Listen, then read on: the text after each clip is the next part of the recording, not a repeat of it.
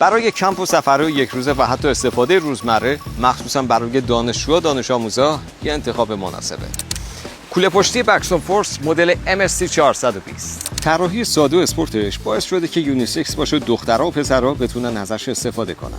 فضای کلی خوب و قابل قبولی داره و کلا یه فضای اصلی و یه جیب کوچیک‌تر تو قسمت جلویی داره و فاقد جیب داخلی هستش.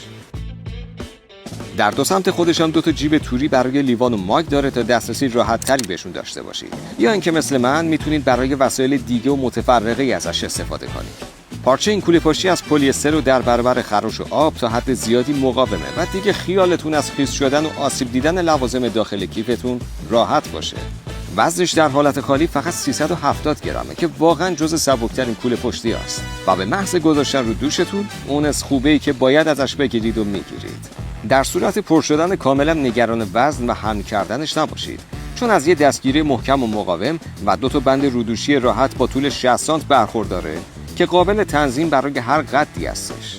در نهایت باید بگم که زیپ، سرسیب، یراق و سگک‌های این کوله پشتی با متریال با کیفیتی کار شدن که باعث شده طول عمر این کوله پشتی برای شما بی برو برگشت برای چندین سال تصمیم بشه. با داشتن کوله پشتی بکسون فورس شما میتونین سبکی و راحتی و کیفیت و نظم لوازم رو یک جا داشته باشید. هوشمندانه خرید کنید.